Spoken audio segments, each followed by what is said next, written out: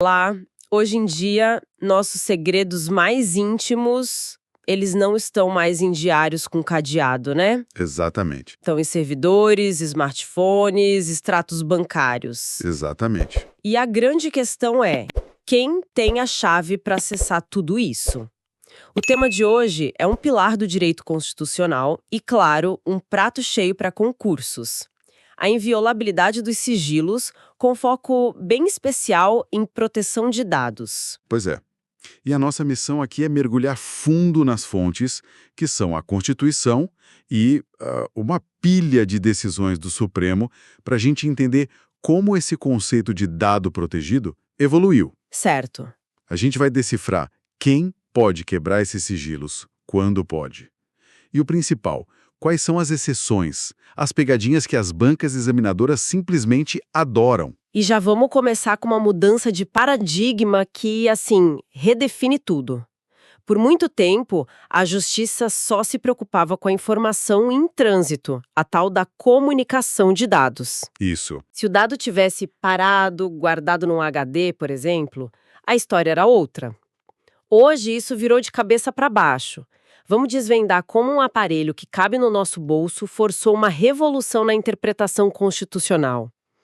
Para a gente organizar o raciocínio, a doutrina costuma dividir os dados sensíveis em 4 grandes grupos. Isso são os bancários, fiscais, informáticos e telefônicos. Exato. E já de cara tem um ponto que confunde muita gente em prova. Quando se fala em sigilo telefônico, normalmente não estamos falando do conteúdo da conversa. Esse é o ponto-chave para começar. O termo sigilo telefônico nesse jargão de concurso geralmente se refere aos dados da chamada. Tipo, quem ligou para quem? Isso. Quem ligou para quem, quando, a duração, é o registro, o extrato da sua conta de telefone. O conteúdo da conversa, o famoso grampo, é outra história, com regras assim muito mais rígidas. Entendi. E essa distinção nos leva direto para a grande virada da jurisprudência sobre o que é um dado protegido. Certo. Então, qual era a visão antiga do STF sobre isso? Por anos, o entendimento era que o artigo 5º da Constituição protegia apenas o fluxo de informações. A conversa enquanto ela acontecia. Perfeito. O dado em si, estático, armazenado, não recebia essa mesma proteção. Um exemplo clássico era a jurisprudência que permitia, por exemplo, a análise de um HD de computador apreendido sem uma autorização judicial específica para isso. Como assim? Na visão da época, aquilo não era comunicação. Quer dizer que, se a polícia prendesse o computador de alguém, poderia vasculhar tudo sem precisar de uma nova ordem do juiz? Exatamente. Parece algo de outro mundo hoje em dia. Totalmente. Mas aí entra o personagem que mudou o roteiro todo. O que causou essa reviravolta completa foi o smartphone. O smartphone. É impressionante pensar que um aparelho que a gente usa para pedir comida forçou o Supremo a reinterpretar a Constituição. Um celular antigo servia para ligar e, sei lá, com sorte, jogar o jogo da cobrinha. Verdade. O de hoje guarda a nossa vida inteira. Fotos, vídeos, e-mails, localização, informações de saúde, conversas super íntimas. Nossa vida inteira, literalmente. A distinção entre dado em trânsito e dado armazenado meio que perdeu o sentido, né? Porque o que está armazenado no celular é talvez até mais revelador do que uma única ligação. Precisamente, a intimidade e a privacidade que estão guardadas ali são imensas. A jurisprudência, então, teve que se adaptar. E a regra atual, que é o que importa para qualquer prova hoje, é que a proteção constitucional abrange tanto a comunicação de dados, o fluxo, quanto os dados em si, os armazenados. Ok. Portanto, qualquer questão de prova que afirme que a proteção se restringe ao fluxo de informações está Categoricamente errada. errada. Ok. Essa evolução para dados sensíveis, como conversas e fotos, faz todo sentido. Mas e aquelas informações que a gente dá o tempo todo? Tipo RG, CPF, Estado Civil. Elas parecem comuns, quase públicas. Existe alguma proteção para elas? Excelente pergunta, porque nos leva à fronteira mais recente dessa discussão. Tradicionalmente, esses dados não eram vistos como sigilosos. Eram dados cadastrais. Certo. Contudo, a era do Big Data, dos algoritmos mudou tudo. O cruzamento de informações que parecem inofensivas pode criar um perfil extremamente detalhado sobre uma pessoa. É o famoso "os dados são o novo petróleo". Juntando os pedacinhos, você monta o quebra-cabeça da vida de alguém. Exato. E foi nesse contexto que surgiu a Lei Geral de Proteção de Dados, a LGPD, em 2018. Ela foi um marco porque estabeleceu que qualquer dado de pessoa física precisa de tratamento adequado, com finalidade, com necessidade, com segurança. Independentemente de ser sensível ou não. Isso, independentemente de ser considerado sensível. E essa mentalidade da LGPD começou a influenciar a interpretação da própria Constituição pelo STF. E imagino que não demorou para um caso concreto chegar ao Supremo e testar essa nova visão. Não demorou nada. Em 2020, em plena pandemia, tivemos aquele caso famoso da medida provisória que obrigava as empresas de telefonia a compartilhar com o IBGE os dados cadastrais dos clientes. Lembro disso. Era nome, CPF, endereço, número de telefone. Exato. O objetivo parecia nobre: fazer pesquisas estatísticas para combater a pandemia. À primeira vista, não parece tão grave, não eram conversas nem dados bancários. O que o STF viu de errado ali? Então, o STF suspendeu a medida provisória e o ponto central da decisão é muito sutil e muito importante. O problema não foi nem classificar os dados como sigilosos no sentido tradicional. Ah, não? Não. O problema foi a falta de clareza e de garantias da norma. A MP era vaga, não detalhava como os dados seriam coletados, como o anonimato seria garantido, por quanto tempo seriam guardados, como seriam descartados. Entendi. E ali se criou um precedente fundamental. Mesmo o compartilhamento de dados não sensíveis com o Estado exige regras do jogo muito claras, finalidade específica e mecanismos de proteção robustos. É a influência direta da LGPD no direito constitucional. Entendido. Então, a proteção se expandiu em todas as frentes.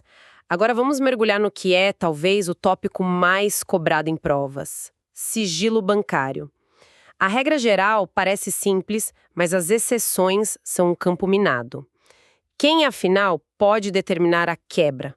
A regra de ouro é: a quebra de sigilo depende, em geral, de uma ordem judicial fundamentada. Certo. Além do judiciário, uma comissão parlamentar de inquérito, a CPI, também tem esse poder. A própria Constituição e a jurisprudência do STF garantem isso. Uma CPI, federal ou estadual, pode determinar o acesso a dados bancários, fiscais e telefônicos de um investigado. E ela não precisa pedir para o judiciário. Não precisa. Isso não dá um poder muito grande a um órgão que é, em essência, político? Existe algum controle sobre isso? Sim. O poder é grande, mas não é absoluto. A decisão da CPI precisa ser fundamentada, tem que ter um fato concreto sendo investigado e a medida precisa ser indispensável para a investigação. E pode ser contestada na justiça. Claro, pode ser contestada no judiciário se for abusiva ou ilegal. Mas o ponto principal para a prova é: CPI pode sim quebrar o sigilo. Agora, o terreno fica mais complexo quando a gente sai da CPI e entra nos órgãos de fiscalização, como a Receita Federal. Certo, essa é a grande questão. A Receita Federal, o fisco, pode acessar meus dados bancários sem uma ordem judicial? Pode. E aqui está uma das distinções técnicas mais importantes que existem para concursos. O STF decidiu que, quando o fisco solicita informações bancárias de um contribuinte direto ao banco, isso não é tecnicamente uma quebra de sigilo. Ah, não. É uma transferência de dados sigilosos. Transferência não quebra. Isso soa um pouco como um jogo de palavras. Na prática, para o cidadão, o sigilo foi rompido. Qual a lógica por trás dessa diferença? A lógica, segundo o STF, é que a informação sai de um ambiente sigiloso, que é o banco, e vai para o outro ambiente que também tem o dever legal de manter o sigilo, que é a administração tributária. A informação não se torna pública. Entendi. Pensa assim, a informação está num cofre no banco. O fisco não arromba o cofre. Ele é autorizado por lei a levar a gaveta inteira para dentro do seu próprio cofre. A informação nunca fica exposta. Exato. Mas para isso acontecer, duas condições são essenciais. Precisa haver um processo administrativo fiscal já instaurado e o acesso àquela informação tem que ser indispensável para a fiscalização. Ok, então o fisco pode pegar os dados do banco. Agora, e o caminho inverso? Imagina que a polícia, numa investigação criminal, com autorização do juiz, obtém dados bancários de um suspeito e encontra algo que parece sonegação fiscal. O delegado pode simplesmente mandar um ofício para a Receita e compartilhar tudo? Não pode. O STF barrou esse tipo de compartilhamento. Ah, é? Sim, a decisão foi que, se a investigação policial não for sobre crimes fiscais, a polícia não pode atuar como uma intermediária, repassando dados bancários sigilosos para a Receita.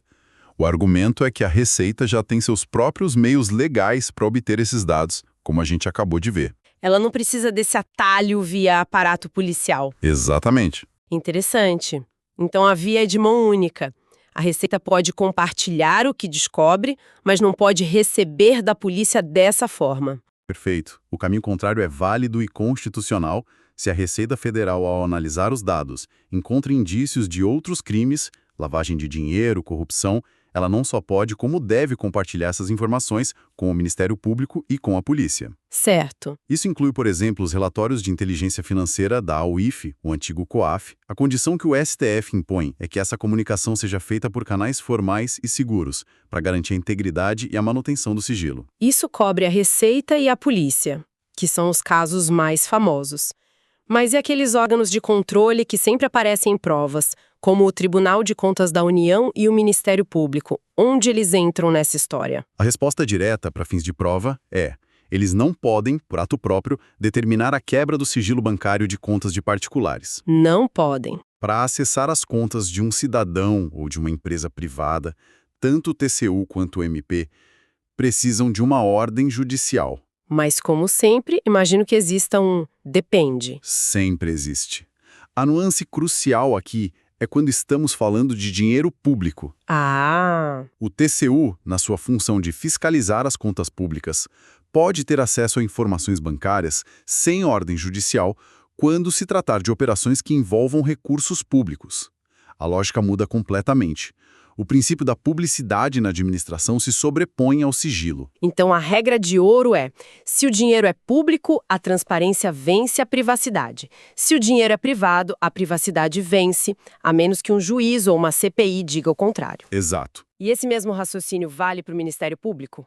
Perfeitamente. O MP pode requisitar diretamente aos bancos informações sobre contas de entidades públicas, de municípios, de estados, para cumprir sua função.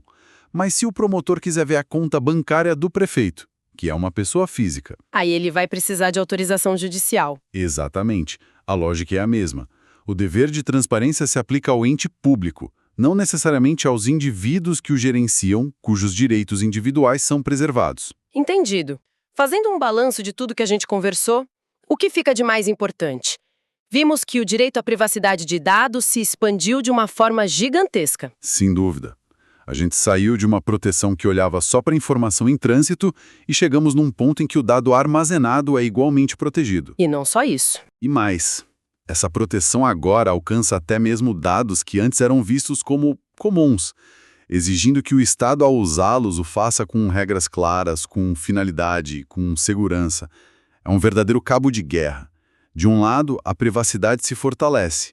Do outro, as ferramentas de investigação do Estado se sofisticam. E no campo mais tradicional dos sigilos bancário e fiscal, a lição é dominar as exceções, né? Não adianta só decorar a regra geral da ordem judicial. Exato. É preciso saber os poderes e os limites do fisco, da polícia, do TCU, do MP e das CPIs. É exatamente aí que as bancas testam o conhecimento. As respostas raramente são um sim ou um não categórico. São quase sempre um depende das circunstâncias. E entender essas circunstâncias é o que diferencia quem está preparado. Fica claro como o direito é uma ciência viva que corre para acompanhar a tecnologia, né? Totalmente. Nós cobrimos em detalhes os dados bancários e fiscais, mas no início a gente mencionou outros dois tipos de dados sensíveis. Exatamente. E isso levanta uma questão fundamental que a gente ainda não explorou. Como ficam as regras para os dados informáticos e telefônicos? Acessar o conteúdo de um e-mail ou histórico de conversas num aplicativo segue a mesma lógica do sigilo bancário ou existem regras ainda mais rígidas? Certo. A questão de quando é necessária uma ordem judicial para acessar um celular apreendido, por exemplo, é um campo cheio de decisões importantes e detalhes técnicos. E isso me leva a uma situação que é super comum hoje: a apreensão de um celular numa operação policial. Os policiais podem simplesmente pegar o aparelho, desbloquear e começar a ler as conversas? De forma alguma. Esse é um dos pontos mais consolidados da jurisprudência recente. O STF definiu que o acesso aos dados armazenados em um celular apreendido, mensagens, fotos, vídeos, também exige autorização judicial prévia e específica. Ah, que bom! A simples apreensão do aparelho não dá à polícia uma carta branca para devassar a vida digital da pessoa. Isso é fundamental, porque a tentação de acessar na hora deve ser grande. O Supremo, então, colocou um freio claro nisso. Exato. O celular foi reconhecido como uma extensão da casa, do escritório e da mente da pessoa. A proteção tem que ser robusta. A polícia pode apreender o aparelho, mas para analisar o conteúdo precisa voltar ao juiz e pedir uma ordem específica. Cobrimos muito terreno, definimos a regra geral. Para acessar o conteúdo de um celular apreendido, é necessária uma ordem judicial. Exatamente. Mas essa afirmação, embora correta, abre a porta para uma série de novas perguntas que testam o limite da regra. E isso nos leva a uma questão fundamental que ainda não exploramos. E se o celular apreendido já estiver desbloqueado? E se o próprio investigado, talvez coagido pela situação, fornecer a senha aos policiais? A prova obtida nesse cenário seria lícita? A conversa fica ainda mais complexa e cheia de detalhes cruciais para entender as decisões mais recentes dos tribunais. Se este conteúdo te ajudou nos seus estudos para concursos públicos, aproveite e assista agora a outros vídeos de nosso canal. Aqui você encontra material gratuito, dicas de estudo e conteúdos atualizados para concursos públicos. Inscreva-se no canal, ative o sininho para não perder nenhuma aula, compartilhe com outros concurseiros e deixe seu comentário com dúvidas ou sugestões. Pode Passar Cast, conteúdo certo para quem estuda para passar em concurso público.